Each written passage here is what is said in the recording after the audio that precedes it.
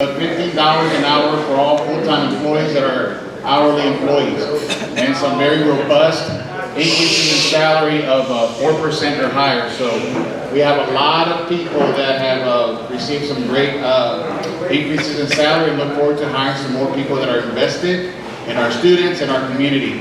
Actually today at the Teaching and Learning Center on I-30 in Bridgeport, we have our hiring event. We're hiring people today from 9 to 1 p.m. We're offering TCU basketball tickets to the first 50 people that get hired. So if you want to get hired today, we'll give you a TCU basketball ticket for the Dickies Arena that is happening tonight. But aside from that, we serve about 77,000 students in Fort Worth ISD. That's our whole community. We're invested in the community. We have about 30% of those students that are bilingual.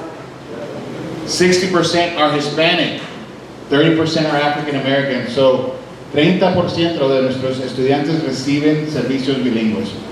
About 36% of our students receive bilingual services. And so that's our community, es nuestra comunidad, and we're poised to hire Latinos. We're also our African American community to be representative of the students that we serve. So I think I'm about to reach my time, and wanted to see if anybody had a question about Fort Worth ISD. I'll be back on January to talk a little bit more about the things we're doing to keep teachers here as well. And so we're doing some great things for teachers that are making an impact and increasing grades and making sure that kids are reading at grade level. We're giving them extra money for that. And it's called the Teacher Incentive Allotment, TIA. And so I'll come back and talk more about that. So we are very focused, and we're being very intentional about making sure we compensate people that are supporting our kids and that are showing growth in reading and math, especially. So we're excited you're here. We want to keep talking with you. Regreso en enero para hablar con ustedes. Así que nos vemos entonces. I'll be back in January to talk a little bit more and have a little bit more time to talk more specifically about what I've shared. If you don't have a flyer, raise your hand and I'll stop by on my way out and give you a couple of flyers so you can see what we're offering in Fort Worth ISD. Thank you, Mr. Jimenez. Thank you.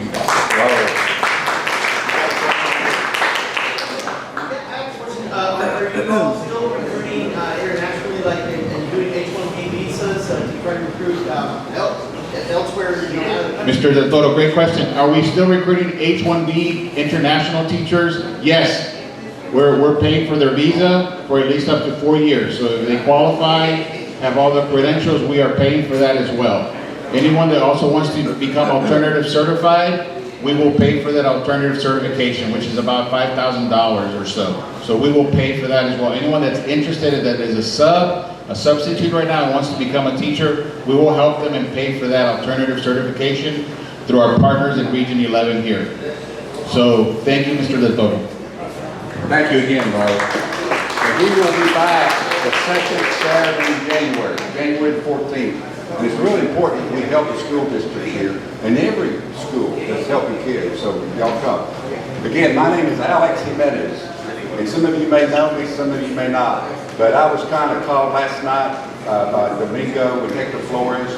They couldn't make it today because they're giving away 4,000 meals today over in Dallas with a food bank. And that's important because you know there's some areas where families are hungry.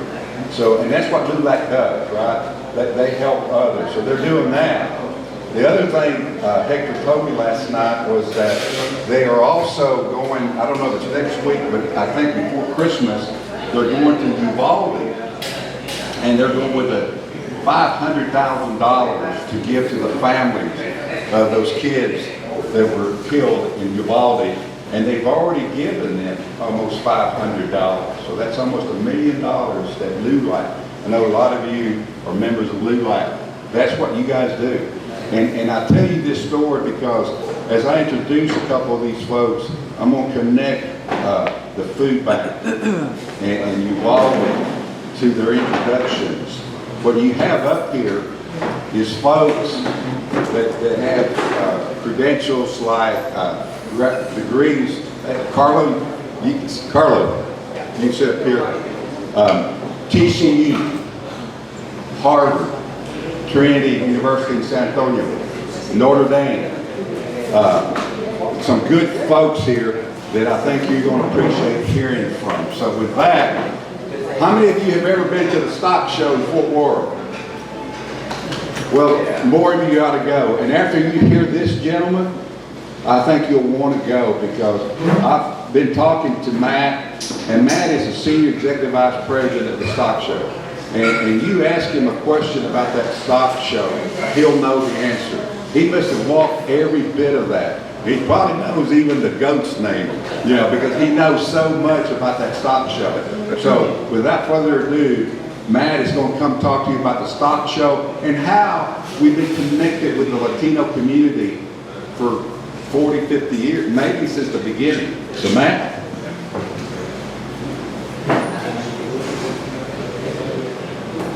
Good morning. Good morning. Thank you very much, Alex, and thank you, Abel, for inviting me to speak to you guys this morning.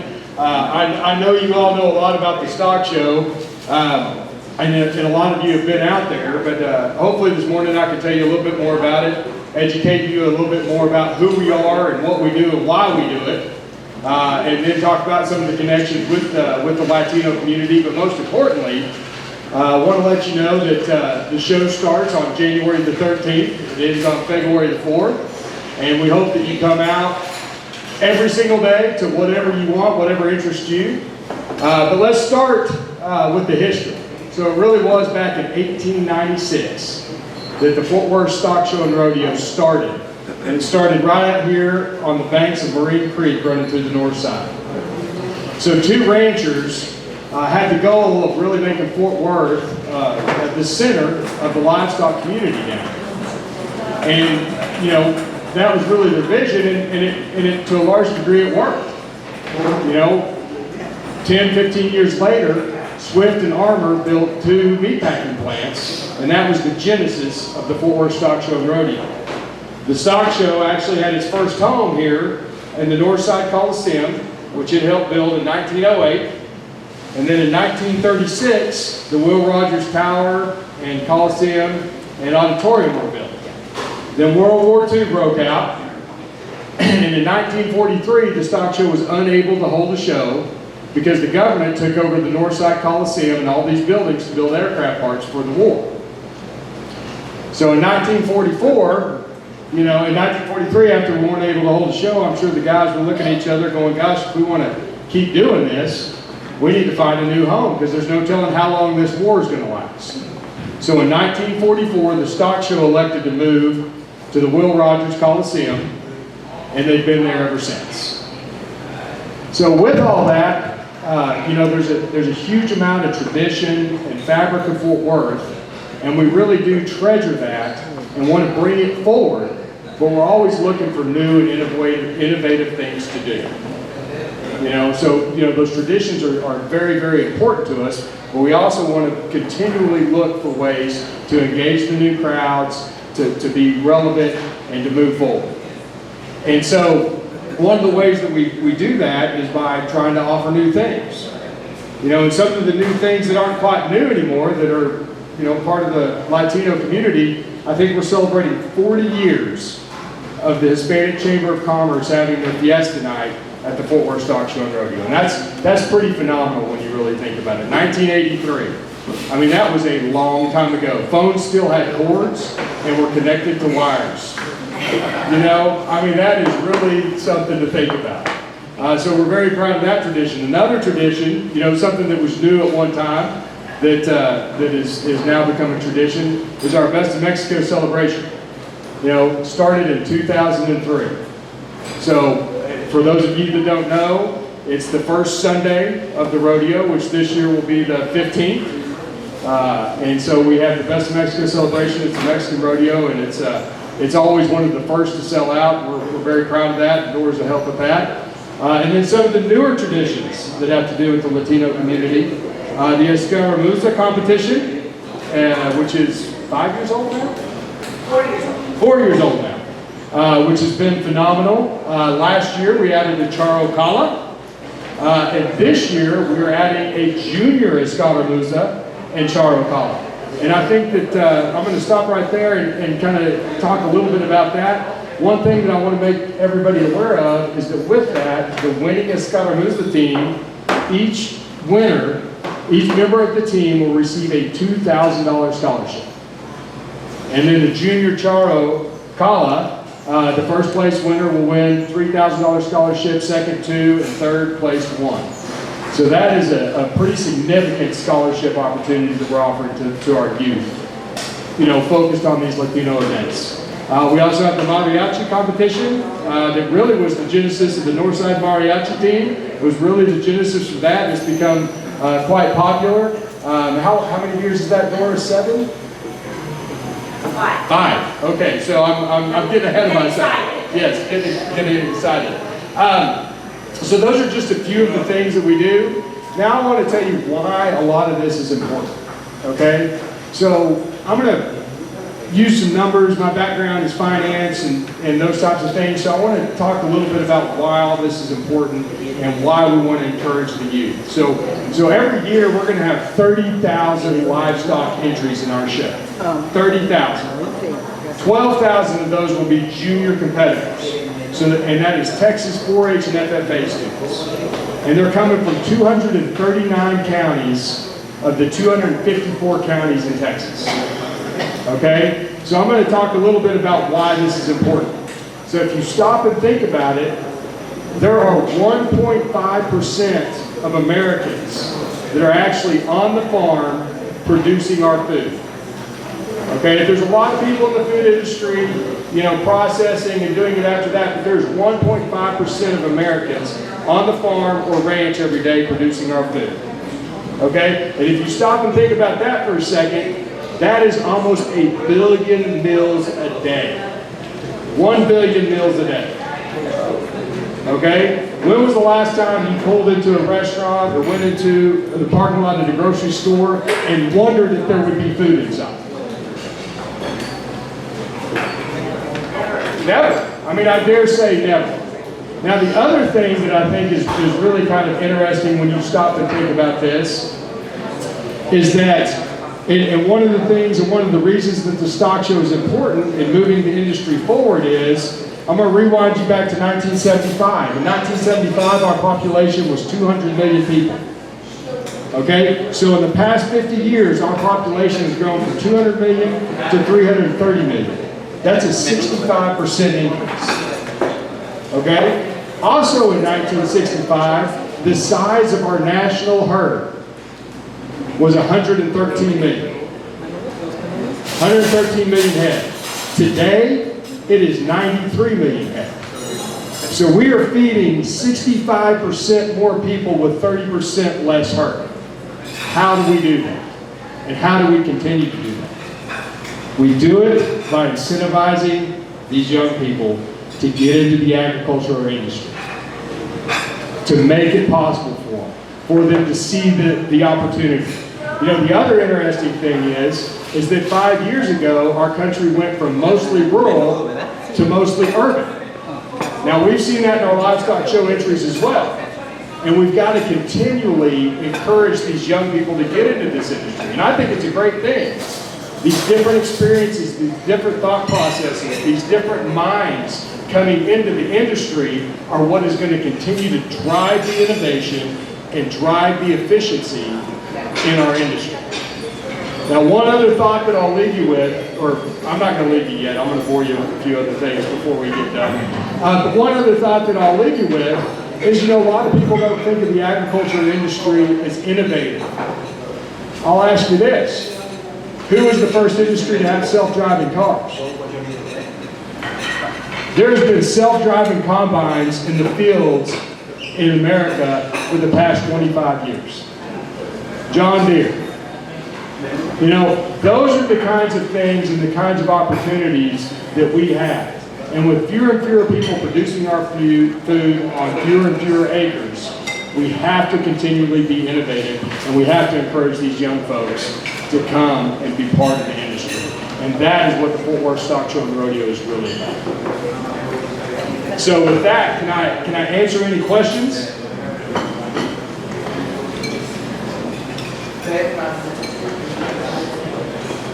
I'd like to add one thing. The stock show is very presented to Hispanics 39 years ago when they elected me as the director of Fort Stock Show and Menudo. So that's a major milestone in Fort Worth, Texas, which is one of the most conservative cities and one of the most conservative organizations. That tells you the foresight that they had for the Hispanic community and our support that we can offer them. And in turn, hopefully we have a mutual benefit to all. Well, thank you, Abel, and I'll add to that. I just want to say, you know, everyone in our community is welcome every day. We are a community event. You know, and what's amazing about the Fort Worth Stock Show and the Western heritage and the Western culture and the Latino culture and the vaquero, those two histories are inextricably intertwined. And we appreciate that and we respect that. And so, you know, we are one community and we hope that you will come out and enjoy every bit of that. We hope that you will invite your children to be part of the stock show. We have art contests. You know, it's hard to raise a livestock project in an urban area. It's hard to win some of these scholarships. You know, not everybody can do a escaramuza. Not everybody can do a charro. You don't have access to horses. We have robotics contests, ag robotics contests. Okay, we have art contests. We have horticulture contests. We have meat judging contests. And all of these offer scholarships to these young folks. Now, and I'll say one other thing about our scholarships. Our scholarships do not have to be used at a university. You know, we are happy if these kids earn those dollars. We want them to use those dollars in whatever interests them. They do not have to go to agriculture. They do not have to stay in Texas. We will take those scholarships where they want.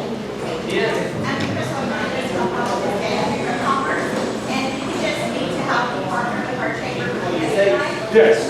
Yeah. So as we talked about it earlier, this is the 2023 will be the 40th anniversary of the Hispanic Chamber of Commerce holding their fiesta night at the Fort Worth Stock Show and Rodeo.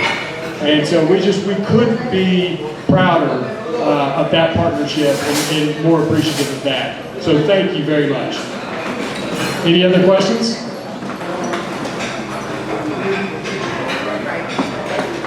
Let me off easy.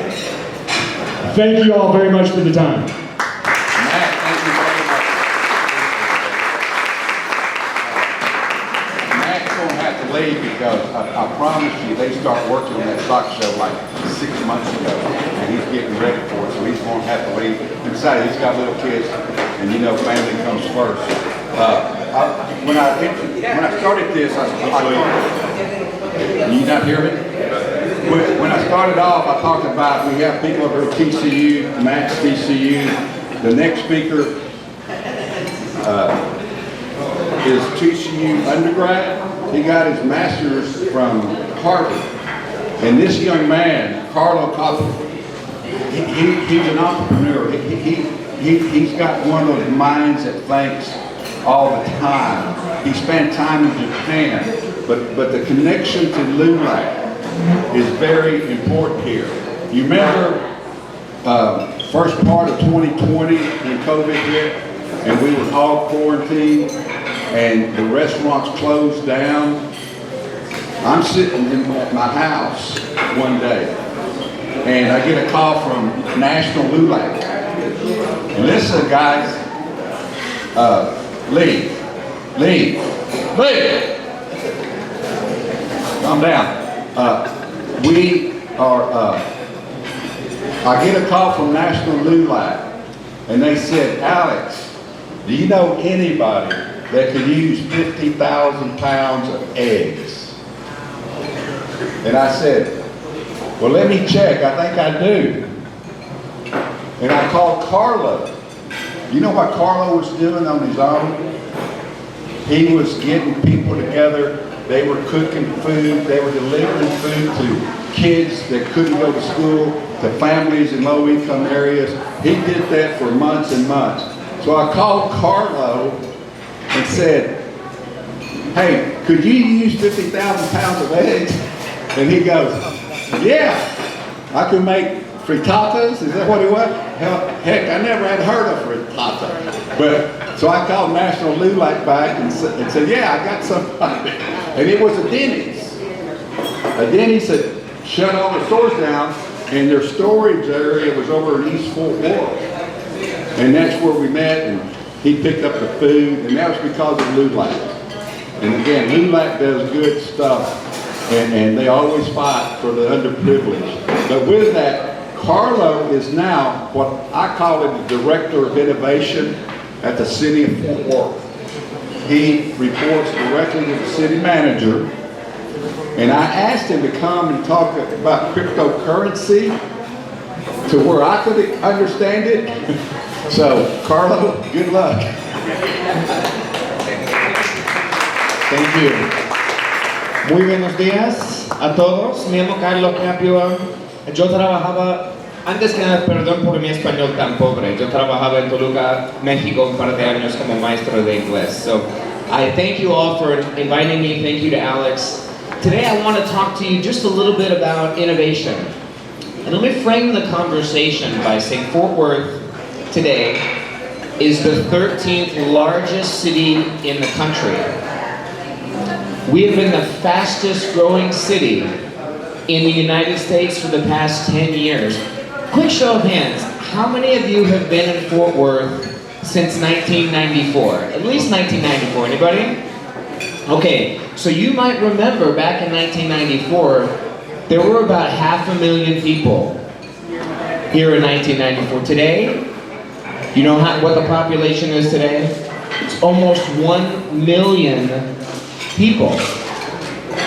So we have spent the past 28 years trying to catch up because we've been growing so fast. So the city has now created a new position about innovation. And so I'm the first person to hold that role. And when you think of innovation, you might think, anybody remember the Jetsons, the cartoon? I love the Jetsons. Did you know when George Jetson's birthday was in the cartoon? George Jetson was born on July the 1st of 2022. His birthday was 6 months ago, so the future is here. Isn't that crazy? It kind of freaks you out. When you watch, have you ever seen the movie Back to the Future? Yeah, you know back when Marty went into the future? That was in 2012.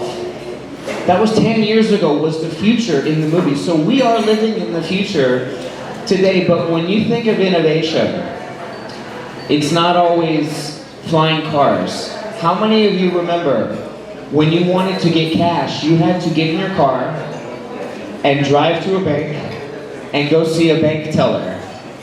And then what was invented that you didn't have to drive to the bank, but you could get cash?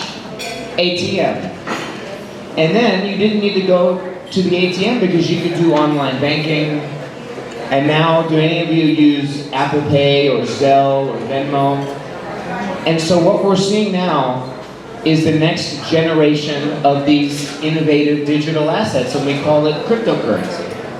And so, you know, Fort Worth became the very first city in the country and one of the few in the world to mine Bitcoin as a city government. And you're probably saying, Carlo, no tengo ni tengo idea que es Bitcoin. And that's okay, because let me tell you the kind of impact we've gotten. When we said we wanted to be the first to do something, there's something very powerful about being the first city in the country to do anything, because the media loves that story. So when we said we would be the first city to mine Bitcoin, it doesn't matter. If you don't understand Bitcoin, it doesn't matter. What matters is that we were the first to do it. And we thought we would get maybe 1 million people around the world to see the story of us mining. Maybe 1 million would be a lot, would be a big win. But when the story came out, the day after we announced it, we were front page in USA Today. We were on Yahoo News. We were on, the mayor was interviewed live on Fox Business, on CNBC. And we didn't just get 1 million media views. We didn't just get 100 million media views. We got 753 million media views about this one little story about us mining Bitcoin. They saw us, guys, in Bitcoin Mexico. We were the #1 story. They saw us in Malaysia and the Philippines because of this innovative thing that Fort Worth was doing. So this is a big win for our city. But let me give you a better example. How many of you are TCU fans? Any TCU fans out there? Okay, TCU is having a killer season this year. Now you might remember back in 2011. Remember what happened with TCU in 2011? They went to the Rose Bowl. So a little context. I went to TCU in 1996. And every year at TCU, they accept about 2,000 new students. So when I went in 1996, there were only about 3,000 applications for 2,000 spots. It was not very difficult to get into TCU. But TCU grew, and in the year 2000, they got 4,500 applications for 2,000 spots. And then in 2008, as their football team started to do better, they had 12,000 applications for 2,000 spots. Now the Rose Bowl came. How many applications do you think TCU got after they won the Rose Bowl? They got 20,000 applications after they won the Rose Bowl. Why? Well, in the Rose Bowl, 100,000 people were at the Rose Bowl watching TCU win. 40 million people watched TCU play on TV. And 47 million people watched the Rose Bowl parade that TCU was in. So see, sometimes it's getting people to the front porch of your university or of your city. And that's what the Rose Bowl did. I think next year, TCU will have 25,000 applications. So I use that analogy because it's not just about Bitcoin. It's about people understanding what Fort Worth is and getting them on our front porch. Once we have them on their front porch, we can talk about National Hispanic Heritage Month and the Frida Fest and the Texas A&M Research and Innovation Center and the Juneteenth Museum and us, Mayor Parker being the first millennial mayor in the history of the United States. We can talk about all these great things using innovation as our tool. I want to talk to you about one more thing. Anybody watching the World Cup right now? Yes. Okay. So in 2026, the World Cup is coming to our backyard. Yes. Dallas and Fort Worth, we are a host city. Here's something incredible about the World Cup. In 2026, there will be 11 cities in the United States hosting World Cup games. Dallas-Fort Worth is one of them. There are 2 cities in Mexico and 3 cities in Canada, but most of the games are played in the US. We talk about the Super Bowl as being huge economic impact. Remember when the Super Bowl was in Arlington? We had it was a huge ice storm, but huge economic impact. Every game in the World Cup, all 60 games, will have the economic impact of one Super Bowl. Each game will have the economic impact of a single Super Bowl. And guess what? The final match is worth 2 Super Bowls of economic impact. That is coming to our backyard in 2026. And when FIFA came last year to visit to see if they wanted to choose Fort Worth and Dallas, we met with the vice president of FIFA. He loves AT&T Stadium. Because AT&T Stadium has more of those high-level suites than any stadium in the United States. More than the SoFi Stadium in Los Angeles. So I think the final match is going to be between AT&T Stadium and SoFi Stadium in LA. And I think if AT&T Stadium is chosen as the final match for the World Cup in 2026, it will be absolutely incredible for our economy, both in Dallas and Fort Worth. And poor Arlington, because the host city is Dallas, but the stadium is in Arlington. But Arlington's laughing their way to the bank, so is Jerry Jones. So watch for 2026. We're working on a new transportation program. That's going to be a challenge for us. In the World Cup in 2026, y'all, we could have 100,000 people in downtown Fort Worth every day for 30 days. Imagine a Main Street Arts Festival in downtown Fort Worth for 30 days, all soccer fans. So that's my dream. Was anybody here in 1994 when the World Cup came? Yes. Yeah, you remember?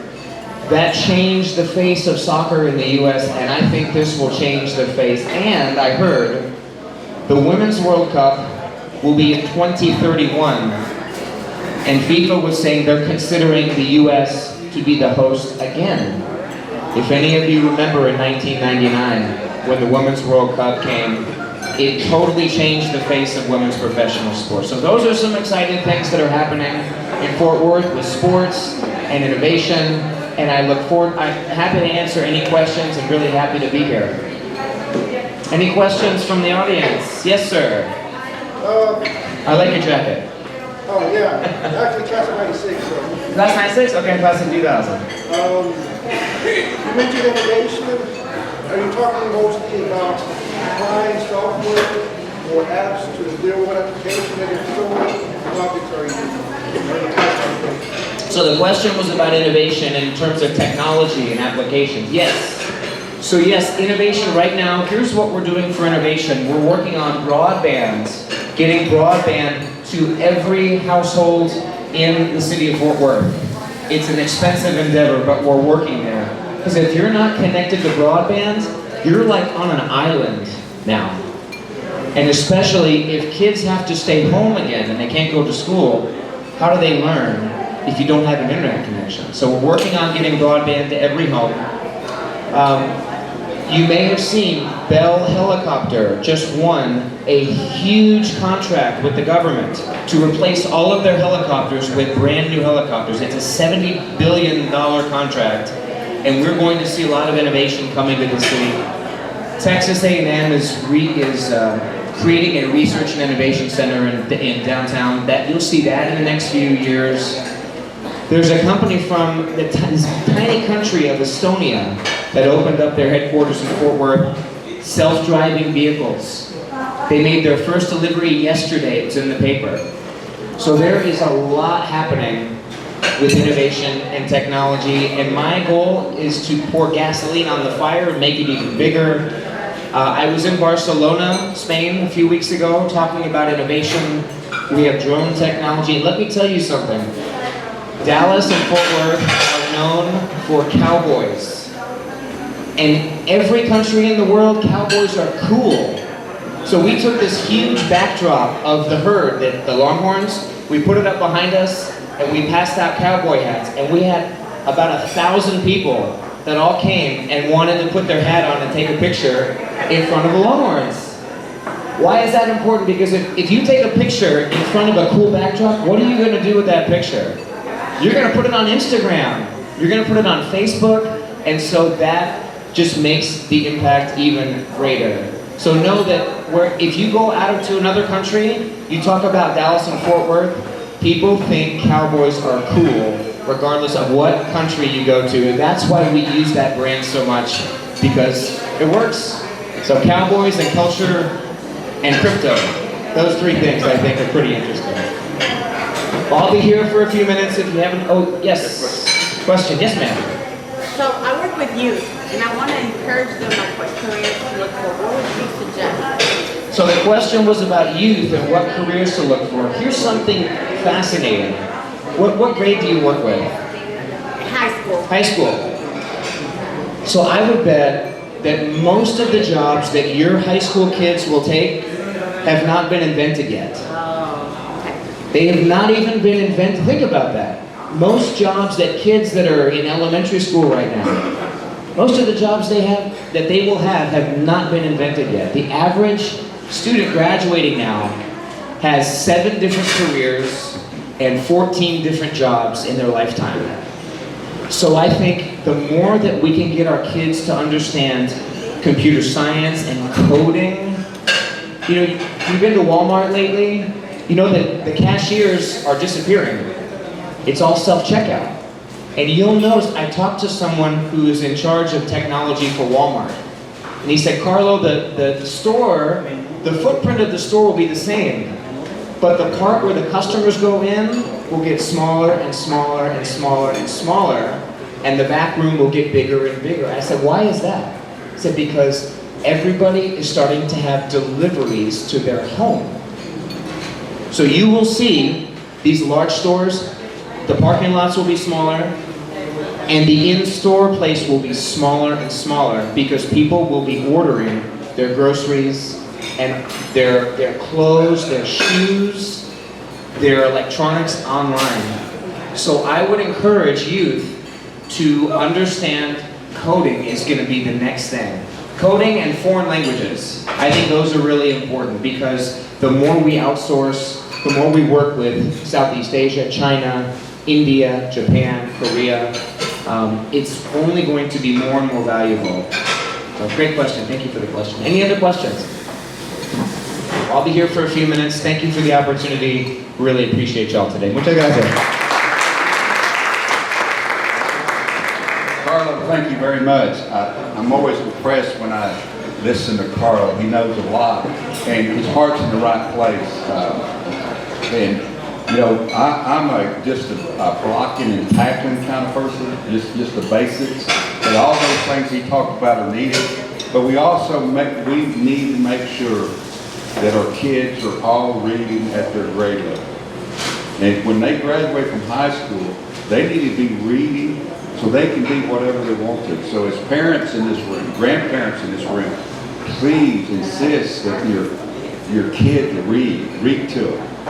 If they're not even born yet, read to them, because you can't ever read enough. So, and then you can learn how to do the coding and everything else, okay? So let's do that. Now, speaking of education, our next speaker, you know, I mentioned Trinity in San Antonio. He grew up in San Antonio, but he went to work at Notre Dame for a while. And he moved to Brooklyn, New York, and he started a dual language school in Brooklyn, New York. And he's been down here looking for a space, looking for a place to build a pre-K through 8th grade dual language school. Now, his family is pretty accomplished, his brothers. But one of them, I mentioned Baldy earlier. You remember the days after, the weeks after Uvalde, and that state senator that did such a great job advocating for the families down there? That's his little brother, Roland Gutierrez. And Lorenzo and I, somebody introduced me to him and said, can you help him? I think that was the 1st of October. And we've been working a lot trying to find a place, the right place, meeting a lot of different people. But this dual language thing is really key. So with that, I'd like to introduce Lorenzo Gutierrez from Brooklyn, New York.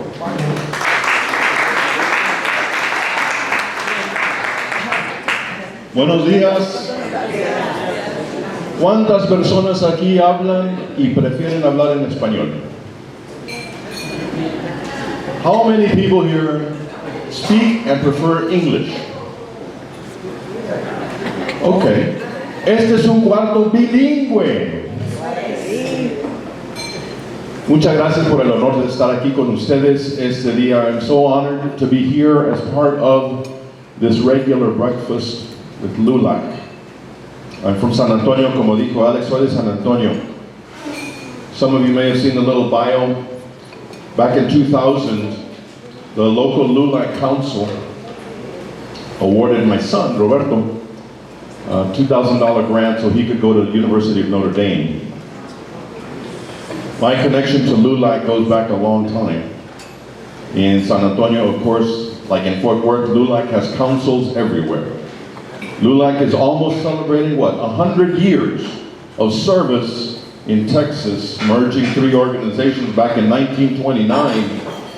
And one of the major issues from the very beginning for LULAC was what? Education. Education for all Latinos, Hispanos, Mexicanos, Mexicoamericanos, not just here in Texas, but all over the country. We're very proud of the service that LULAC provides to our communities. Y muchas gracias a todos ustedes por ese servicio que están dando siempre a nuestras comunidades. I'm coming here to invite you into a conversation. Quiero invitarles a una conversación.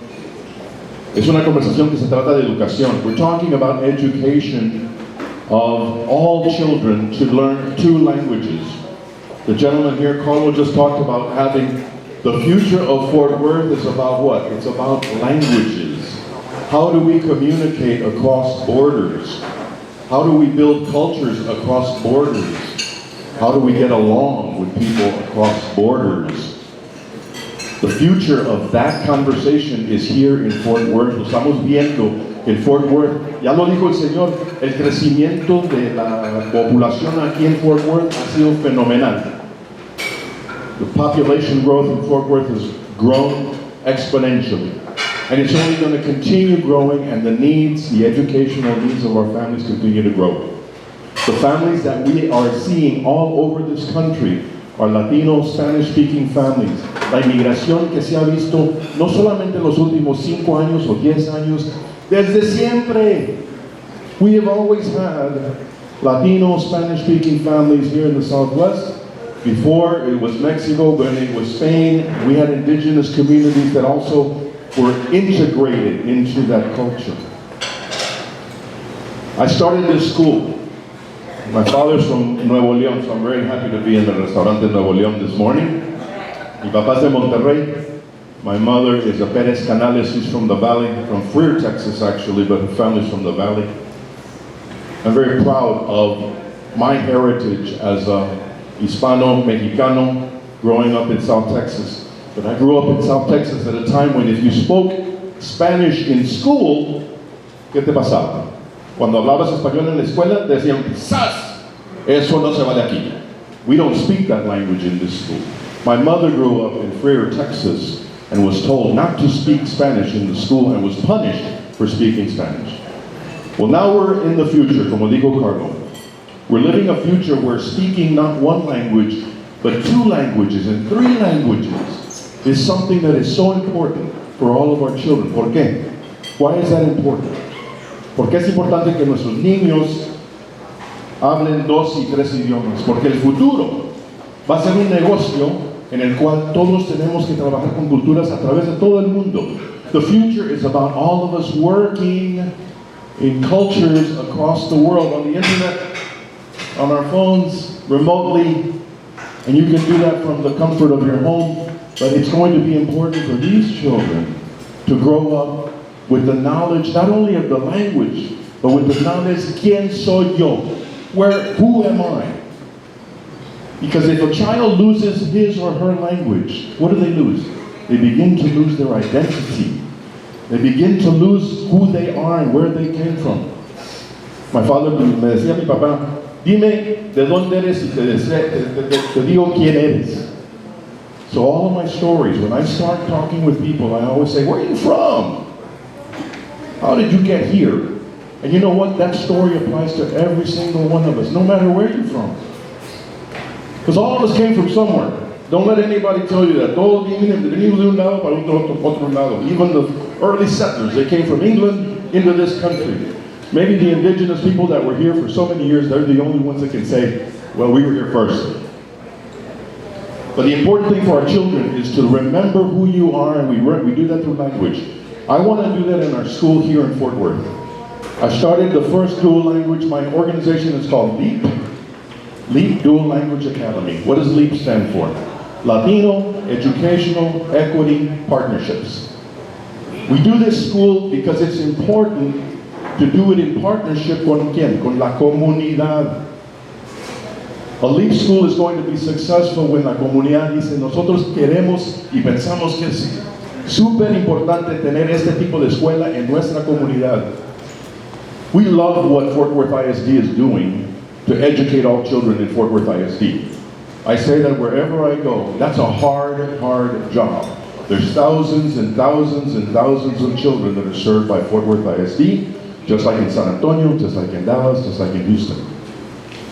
I'm only doing one school. And it's one school that is completely dedicated to a dual language model. That dual language model, ¿qué es eso?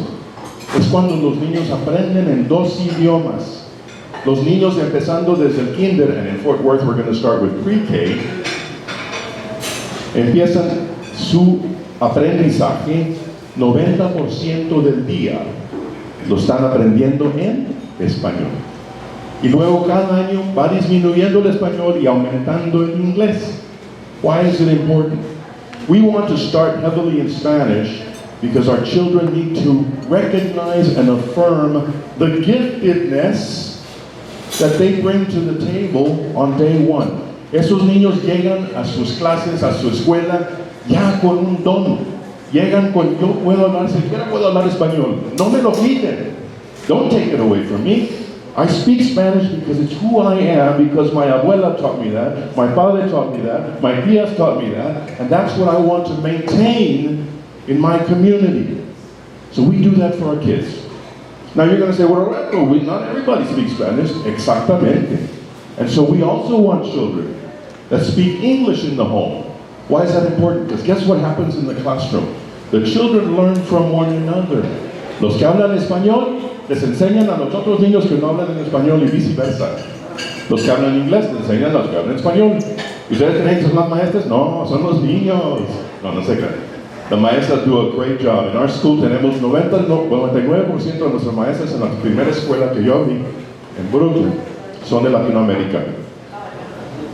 Y es un poquito más fácil conseguir gente por allá. Okay, I admit that. But I also know that wherever city we're in, there's going to be Latino, Spanish-speaking teachers that want to be in a whole school dual language model. This is not a track in a traditional school. I'm not doing a traditional school where it's English and maybe some kids get to go to the dual language model. This is all dual language all the time. So every child in kinder, every child in pre-K is going to get 90% of his instruction in Spanish, and then 80-20, 70-30, 60-40, and 50-50 by 4th grade. Otra diferencia. Those children will remain in that dual language program all the way through 8th grade.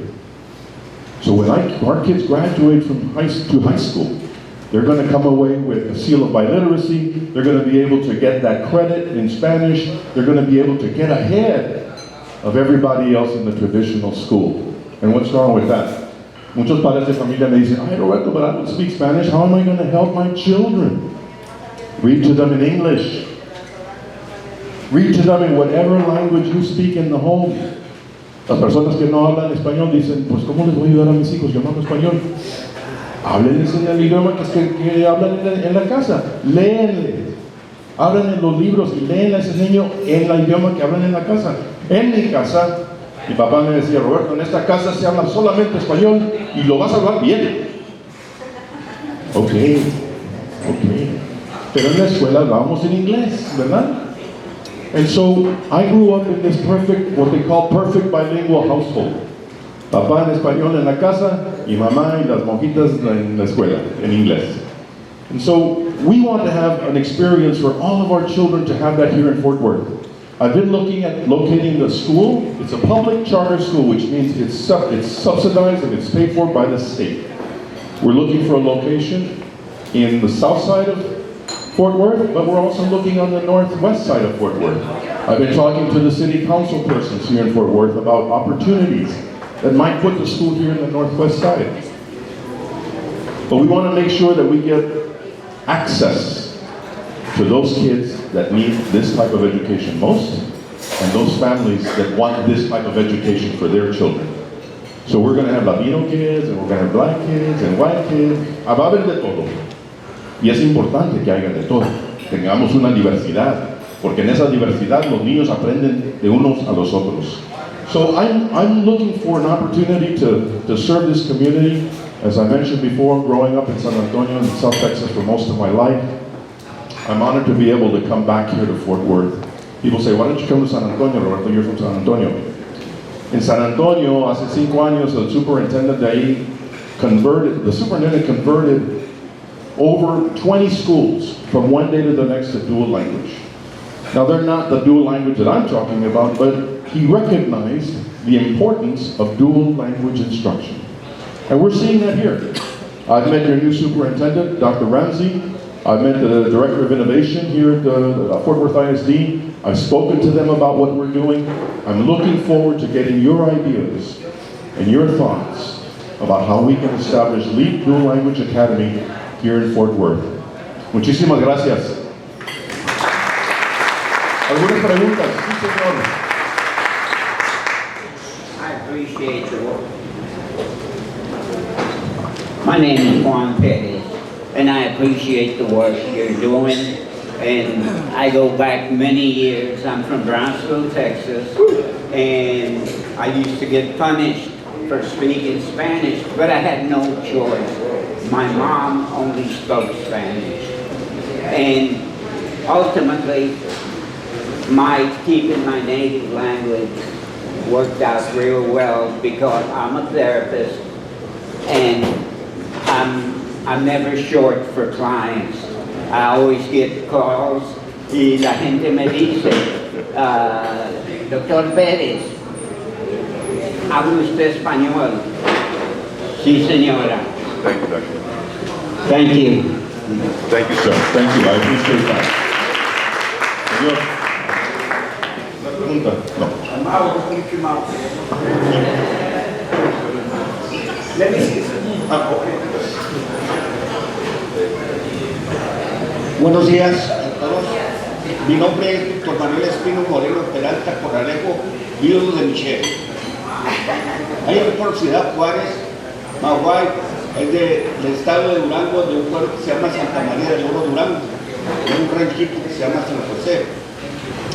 Nosotros venimos aquí a Fort Worth, tenemos ya como 50 años, pero lastimosamente mi esposa se ha ido hace 4 años y nosotros luchamos para darle una mejor educación a nuestros hijos. Yo le dije aquí a mis hijos, ¿saben qué? El que estudia más, el que se educa más, gana más, el que sabe más, gana más. Ser hoy mejor que ayer, mañana mejor que hoy. Ese es el gran objeto de la vida. Así que échenle ganas, como dijo el Señor. El que habla 2 idiomas, gana más. Le voy a dar brevemente. Mi hija estaba trabajando en una financiera. Usted, perdón que le diga, usted gana $10, $15 y mi hija gana $10. Pero cuando le dijeron, hey, Chachi, ven aquí, hay una persona que no habla inglés.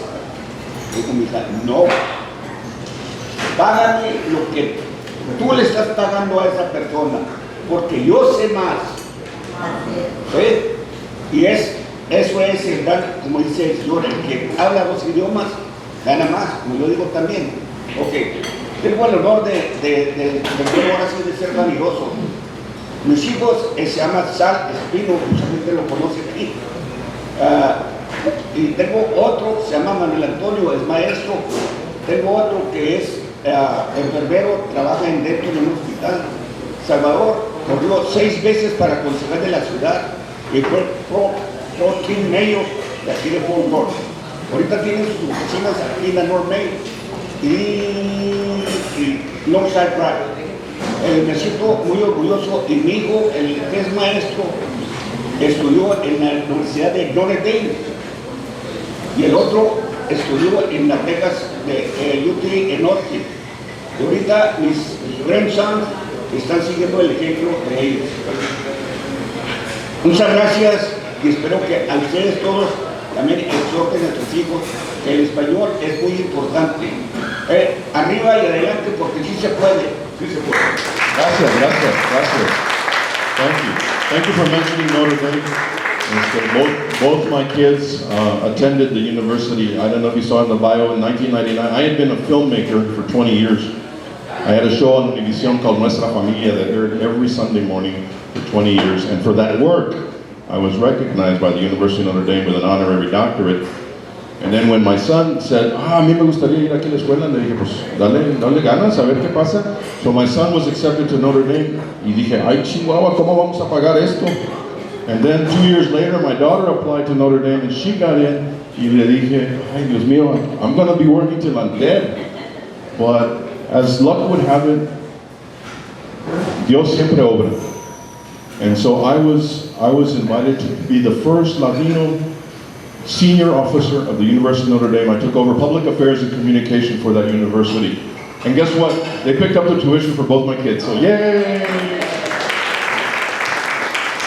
Señores, ustedes ha sido un gran placer estar con ustedes hoy en la mañana. Muchas gracias por el honor de hablar con ustedes un ratito. Cualquier pregunta aquí voy a estar. Me sirvieron el chorizo muy temprano y ahí está esperándome. Muchísimas gracias. Thank you, Roberto. That's the end of the formal program, but as tradition, we have folks that want to have comments or whatever. Well, I will. And I wanted you to go first. Oh, okay. And but there's two asks that I'm going to ask.